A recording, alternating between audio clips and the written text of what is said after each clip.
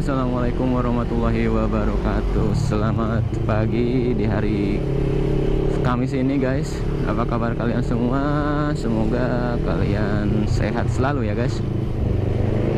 Hari ini rencana gua akan ke PMI Kota Bandung ya. PMI Kota Bandung yang rencananya mau donor darah. Kebetulan ada saudara gua yang baru selesai operasi, butuh darah, dan kebetulan golongan darah gua cocok sama darah saudara gua itu. Oke guys, sebelumnya selamat datang di channel YouTube gua. Ini kebetulan video pertama gua, dan buat teman-teman semua jangan lupa di subscribe, like, share, and comment ya. Komen buat masukan-masukannya supaya gua lebih bagus lagi dalam membuat konten-konten. Oke guys. Oke. Dalam perjalanan gua menuju PMI Kota Bandung, gua akan sedikit share atau berbagi cerita mengenai gua yang waktu itu membeli motor bekas, motor yang gua sekarang pakai ini, Kawasaki Ninja 250 FA ya, yang injeksinya keluaran tahun 2014 kalau nggak salah ini teh.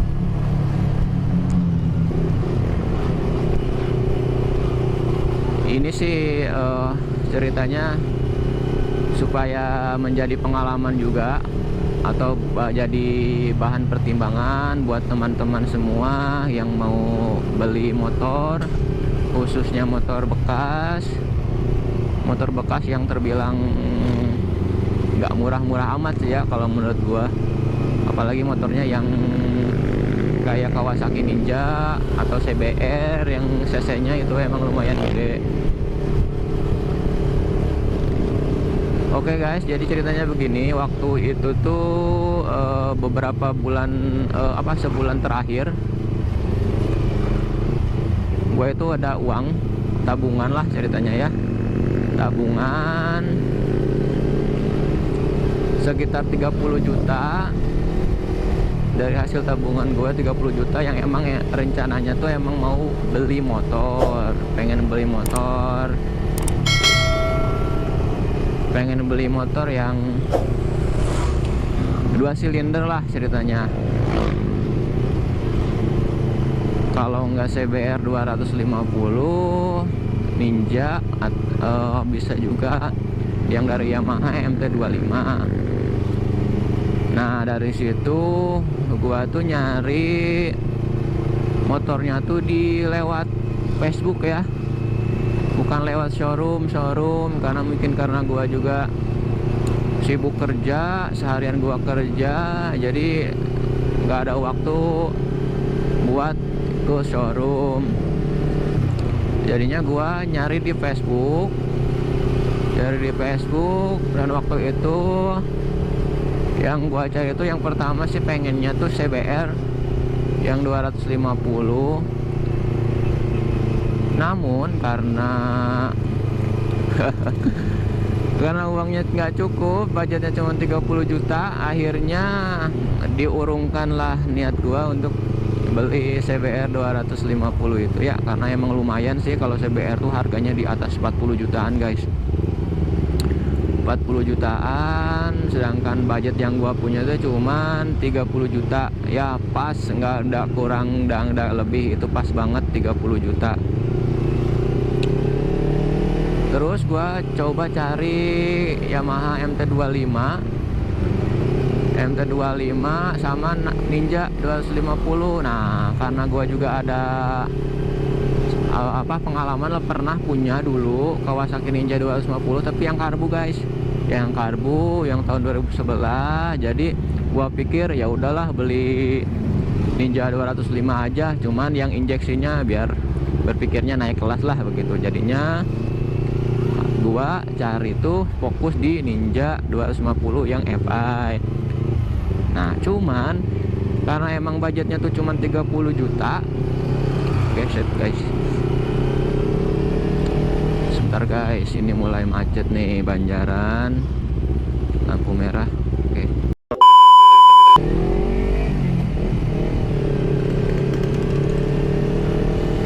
Oke, kita sambung lagi guys. Nah waktu itu kan karena emang budget gua tuh emang 30 juta, gue cari motor Ninja yang harganya emang pas gitu kan. Dan akhirnya beberapa minggu gue cari, dapatlah motor Ninja 250 FI injeksi yang sesuai budget. Waktu itu di Facebook tuh yang jualnya tuh 32 juta. Setelah gue chatting, nanya-nanya spesifikasi sama nego juga, dan akhirnya dia ngasih di 30 juta guys. 30 juta ya alhamdulillah sih ya, walaupun terlalu pas lah buat gue. Ini taya luwina gitu lah intinya mah.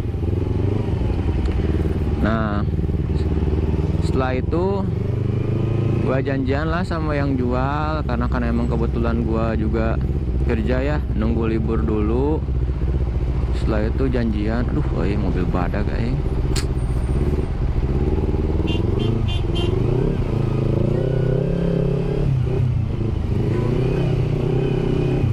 Mobil baradag, mobil bus. Oke, langsung lanjutin guys. Ketemuan. Nah waktu itu tuh gue beli di daerah cukup jauh sih sebetulnya dari rumah gue tuh, yang di Soreang ya, Calengka kalau salah, di daerah Calengka. Gue itu waktu itu nyubuh guys karena belum pernah ke Cicalengka dan takut ada macet gitu kan waktu itu, jadinya nyubuh sama saudara gue langsung ke Cicalengka. Nah setelah itu, setelah di tempat gue lihat unitnya gitu ya, motornya yang kebetulan juga udah dikeluarin dari rumahnya. Waktu pertama sih excited sih sebetulnya ya dengan kondisi tampilan ya. Waktu itu kan emang tampilan lah ya, pertama gue lihat tampilan lumayan ciamik lah, karena emang full modif juga motornya. Full modif, udah ada beberapa part gitu ya yang dimodifikasi. Nah setelah itu gue nyalain lah motornya, gue denger, gue lihat sini, lihat sana gitu kan, lihat kolong mesin ya, walaupun gue sebetulnya nggak ada gue nggak tahu gitulah ya motor yang bagus kayak gimana, yang nggak bagusnya kayak gimana. Terus ngobrol-ngobrol sama si A-nya. Nah ini kebetulan motornya tuh guys jarang dipakai sama dia tuh. Dia bilang sih seperti itu, jarang dipakai, dan emang kelihatannya tuh banyak debunya gitulah ya. Motornya banyak debunya dan kelihatan banget emang motornya tuh jarang dipakai. Nah setelah itu gue cobain motornya keliling komplek. Nah di situ tuh emang karena mungkin motornya jarang dipakai, atau mungkin nggak tahu guanya yang lama nggak pakai motor gede, yang biasanya pakai motor kecil matic. Waktu itu tuh emang berat banget, berat pisan si motor nantinya, berat pisan. Cuman karena emang masalahnya di komplek, gue nggak bisa nyobain kenceng bro, nggak bisa ngebut lah intinya ya, seberapa enaknya gitu kan. Jadi ya sudahlah, kata gue pikir tuh mungkin karena emang motornya jarang dipakai, jadi wajar. Nah setelah itu ngobrol, ternyata bro guys, teman-teman, ini motor tuh pajaknya telat 1 tahun lah berarti, karena jatuhnya tuh bulan Juli kalau nggak salah tuh, Juli. Dan akhirnya gue nego lah ya, yang awalnya 30, motornya tuh dikasih 285 kalau nggak salah, hitung-hitung buat bayar pajak katanya tuh ya, bayar baca. iyalah di 28,5 ya, 285. Dan si abangnya juga ngasih helm ke gua, helm yang lumayan cukup bagus lah ya, nggak apa-apa lah, hitung-hitung bonus lagi ya guys. Oke sip, udah gak banyak basa-basi, gue bayar, gue transferin uangnya, gue langsung pulang ke rumah. Oke sip. Oke guys, sebelumnya jangan lupa ya di subscribe, di like, komen juga ke channel YouTube-nya supaya lebih ramai lah, lebih ada 80%. Nah guys, kemudian setelah beberapa hari atau mungkin sekitar 1 mingguan, gue punya motor ini sebulan lah kalau nggak salah ya. Nah cuman karena emang niat awalnya juga motor gue beli itu emang buat apa ya, buat sesekali aja lah gitu, bukan buat motor harian. Apalagi kan gua tuh kerjanya cukup jauh, dari Soreang kerja ke Bandung gitu lah ya, jadi bakalan pegel pisan lamun bawa motor gede. Nah, jadinya motor itu gua pakai biasanya kalau kerja malam aja guys, kerja malam. Oh ya, sebetulnya gua kerja di rumah sakit ya guys, sebagai perawat. Nah makanya gua tuh pakai motor ini kalau gua itu kerja malam aja guys. Oke lanjut. Nah setelah sebulan, nah mulai tuh gua tuh ngedengerin suara-suara berisik, kasar lah intinya mah, dari mesin. Dan baru gua denger dan baru tersadari gitulah. Karena ternyata waktu dari awal gua punya tuh si motor tuh, karena emang mungkin kencang banget sih suara knalpotnya, jadi suara mesinnya tuh nggak kedengeran. Nah mulai kedengeran tuh pada waktu itu tuh gue sore cobain tuh keliling rumah gitu kan, nggak pakai helm. Nah di situ tuh kedengaran, kok berisik banget kata gue tuh ya, berisik banget. Nah mulai nih dari sini, karena emang otak gue tuh otak penasaran lah ya, gue cari lah ya di YouTube penyebab dan cara mengatasi motor Ninja kenapa gitu ya suaranya kasar. Ketemulah penyebabnya tuh tensioner guys, tensioner yang udah waktunya diganti. Karena emang wajar juga sih, waktu itu gua beli motornya di kilometer 40.000 kalau nggak salah, 40.000.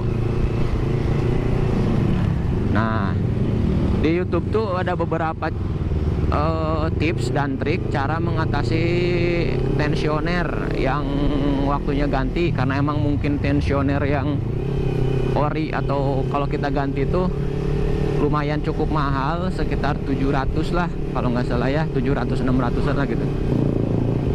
Diakalin guys, diakalin ya, pokoknya mah diakalin lah ya, diputer-puter kayak gitulah, gua ngerti lah. Nah waktu itu sebelum gue cobain diakalin kayak gitu tuh, gue nyari di online shop tensioner berapa dulu gitulah, sugan-sugan anu lebih murah gitu nya. Akhirnya tuh gue nemu tensioner murah. Nah ini nih jadiin pelajaran nih guys, aduh ya, jangan tergiur dengan harga murah. Aduh ngeri, saya juga nyesel pisan. Nah ya, ada harganya tuh sekitar berapa, 150 kalau nggak salah. Tension gue mikir daripada diakalin yang terpasang dan udah lama, udah adalah beli yang baru tapi KW gitu kan, karena harganya lebih murah. Air rajaan guys, razia guys, razia. Oke, nah setelah itu Gue belilah si tensioner KW itulah ya, gue sebut KW karena emang lumayan harganya miring banget. Lebih miring. Setelah itu gue pasang di rumah, pasang sendiri, ngikutin tutorial si abang-abang di YouTube. Oke, gue lupa itu ya, si channel YouTube-nya siapa, pokoknya emang banyak juga sih ya. Gue pasang, sekalian ganti oli juga waktu itu guys, karena emang udah lama. Kata si abang yang punya motor sebelumnya, udah aja katanya ganti olinya biar enak. Nah, udah gitu dipasang. Setelah dipasang, gue cobain tuh si motor, gue nyalain. Nah, nyalain motornya hidup. Gue keliling rumah. Nah, di sini guys, setelah gue ganti tensionernya, si suara kasar di mesin ya itu nggak ada, udah nggak kedengeran. Cuman aduh parah ini sini nih, cuman yang muncul tuh suara gimana ya, ngahiyung gitu. Nah, bahasa Sunda nama ngahiyeng gitu kan, ngahiyeng. Semakin gua tarik gas, RPM-nya semakin tinggi itu suaranya semakin kenceng banget ngahiyengnya ya, bukan keresek bukan kekeretekan. Nah, terus si mesin teh, aduh si mesinnya tuh cepet panas. Si paha gua yang sebelah kanan tuh terasa cepet panas gitu lah ya. Nah, dari situ gua mikir, waduh kok kayak gini gitu kan, kenapa bisa kayak gini. Karena gua takut kenapa-napa guys, ya udahlah gue mikir tuh gantiin lagi aja sama tensioner yang awal gua punya. Aduh macet guys segalanya.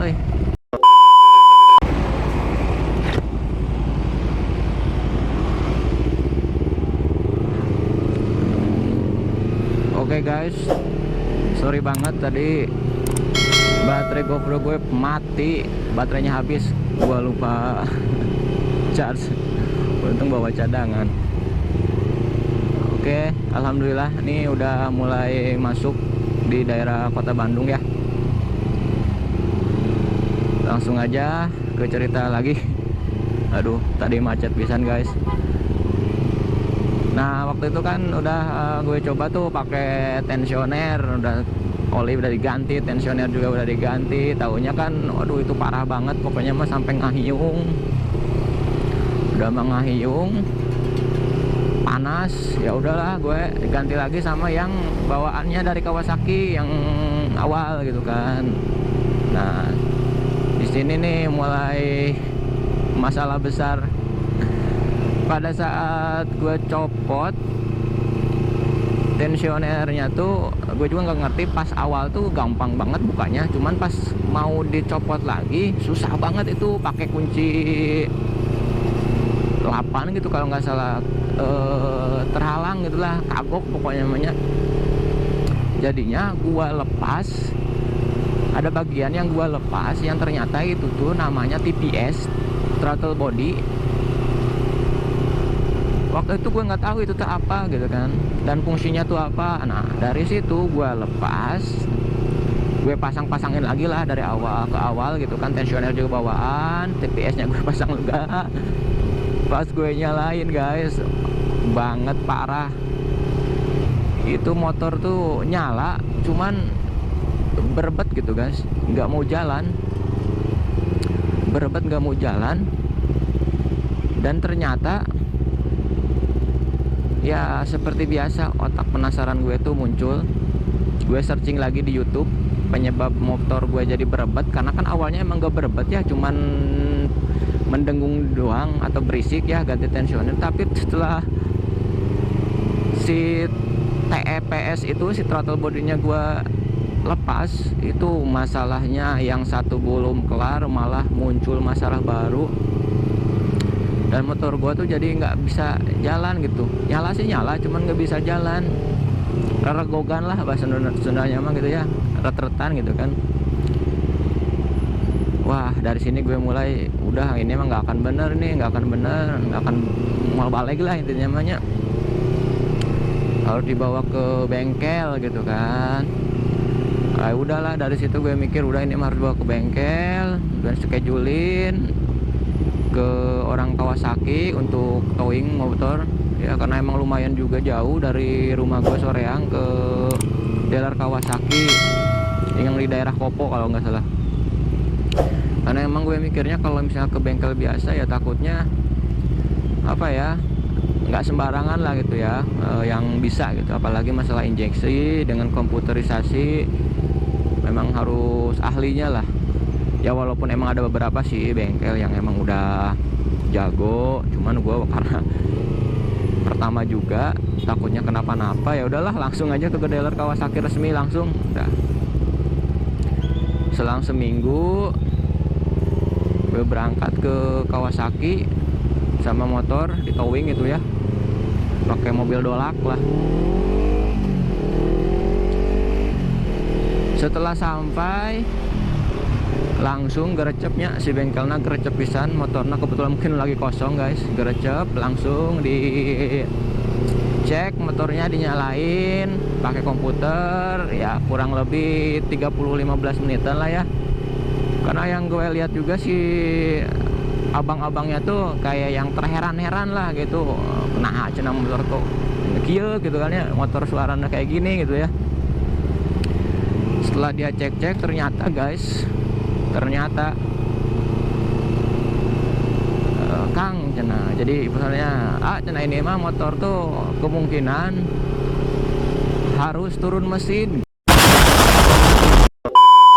Di situ pas gua dengar turun mesin, Allahu Akbar, lulus awak kayak naon deui ieu motornya. Kenapa lagi gitu ya ini motor? Kenapa baru juga gua beli, baru genap sebulan udah jajan gede gitu guys. Aduh, nah dari situ si abangnya tuh jelasin, ini mah motor karena emang udah lama, cenah udah tua lah intinya mah, udah 40 ribuan lah. Emang udah waktunya jajan guys. Ternyata waktu itu pertama gua ganti tensioner tuh itu hal yang sangat fatal. Harusnya tuh bukan, aduh kayak lah guys, aduh macet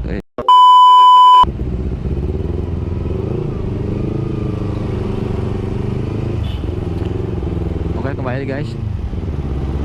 Jadi yang pertama gua ganti tensioner tuh sebetulnya tuh hal yang sangat fatal dan sangat keliru. Jadi yang penyebab motor gue tuh berisik sebetulnya tuh bukan karena tensionernya, itu intinya bukan karena tensionernya, ya itu emang harus waktunya diganti guys. Ternyata si rantai keteng, karena kan emang mungkin udah 40 ribuan ya, kata si abang bengkelnya tuh, ini mah Kang harus diganti katanya keteng, tensioner. Nah itu kan emang harus turun mesin katanya, nggak bisa ditodong lah intinya mah, nggak bisa ditodong, harus diturun mesin. Terus untuk mengenai berebet katanya ya, terberebet ini mah mudah-mudahan aja bukan throttle body katanya ya. Kalau misalnya sampai throttle body yang kena, ini harus diganti baru guys, nggak bisa setting-settingan gitu kan. Dan itu emang harganya wah anjay, emang harus pisan pokoknya mah ya. Beli baru tuh sekitar 5-6 jutaan itu throttle body. Jadi kalau misalnya dibenerin nih semua total sekitar 10 juta guys. 10 juta guys, itu duit semua guys. Gue dari mana dapat duit segitu ya? Tapi mudah-mudahan kata sianya tuh ya nggak sampai dengan throttle bodinya. Kalau misalnya sekedar ganti ganti tensioner keteng mah ya paling sama turun mesin gitu ya, paling sekitar 5 jutaan lah cenanya. Itu pun ada beberapa part yang kita nggak tahu di dalamnya, ternyata emang waktunya harus diganti ya, terpaksa harus diganti gitu. Nah setelah itu gua simpen lah motor gua tuh di Kawasaki. Udahlah kata saya tuh, benerin aja, yang penting motornya beres gitu kan ya. Syukur-syukur nggak sampai merembet kemana-mana. Ya udahlah guys, itu pengalaman gua pertama kali beli motor bekas. Ini mah biar dijadiin pelajaran aja buat kita semua ya guys, apalagi yang rencana beli motor, agar lebih selektif terus lebih hati-hati lagi, jangan macem-macem atau coba-coba ngebenerin sendiri ya. Kenapa? Karena ya itu fatal sekali resikonya guys, salah sedikit udah kelar semua. Oke guys, sampai sini dulu guys.